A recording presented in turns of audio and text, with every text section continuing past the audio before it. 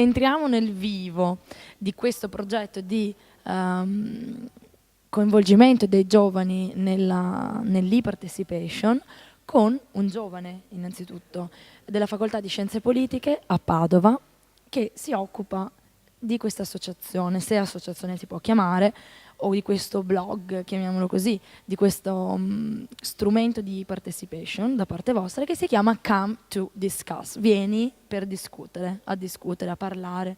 Allora, raccontaci questa esperienza, raccontaci com'è nata questa idea e come si sta sviluppando, che feedback avete, quante persone fanno parte di questo gruppo.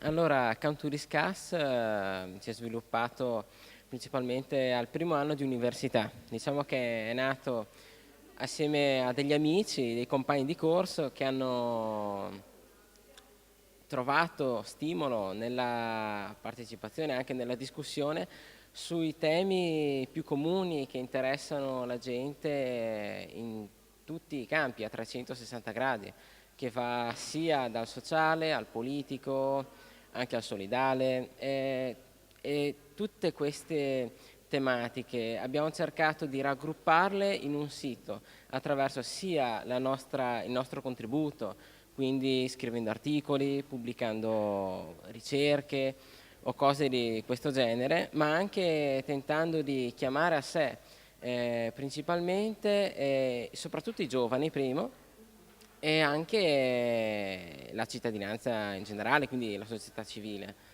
Ti chiedo di dirmi il sito, l'indirizzo è www.camtodiscuss.net e tutti possono partecipare, quindi non solo gli studenti di scienze politiche, tutti possono accedere e dire la loro. Non c'è nessun filtro di moderazione, l'unica cosa che ci preserviamo di fare è la serietà degli interventi, quindi non chiediamo nessuna particolare opinione, ognuno è libero di pensare quello che vuole, non c'è nessuno stampo ideologico politico, nemmeno religioso né razziale, siamo liberi.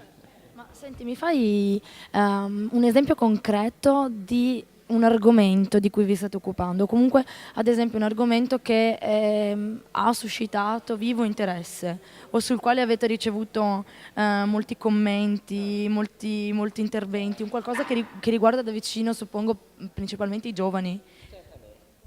Beh, allora in sostanza uno degli argomenti più vivi che ha suscitato più interesse è stata sicuramente anche il famoso caso della Reggiani, no? Che è stata uccisa, insomma, in questa maniera pare barbara, da un extracomunitario. Un caso di cronaca. Cronaca nera, purtroppo.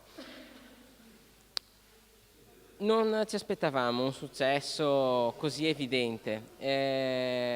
Il fatto che più ci ha colpito e stimolato anche a continuare in questo lavoro è stato soprattutto il contributo sia di tutti gli appartenenti al blog del sito, ma anche di iscritti esterni, quindi persone terze che anche visualizzando soltanto gli accessi sono puntualmente andati a vedere soltanto queste discussioni.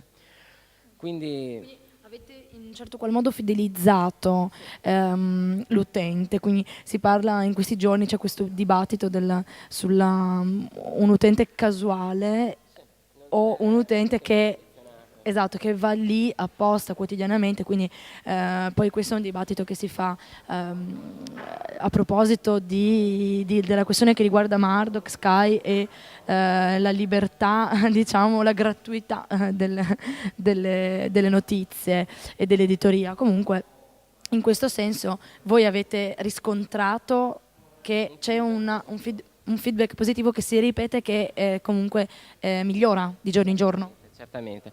Infatti quello che più ha scatenato l'interesse è stato soprattutto la vivacità del linguaggio. Infatti non ci si è limitati, diciamo, a dei meri commenti, sì.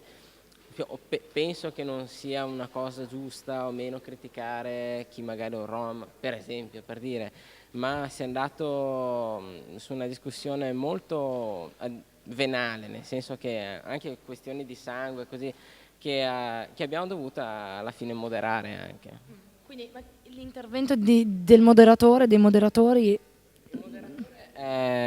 come avviene? È molto limitato, nel senso che Ma chi lo fa? Tu e chi ha organizzato? Sì. gli organizzatori, nel senso, Quanti sono questi organizzatori del blog? circa adesso siamo 12.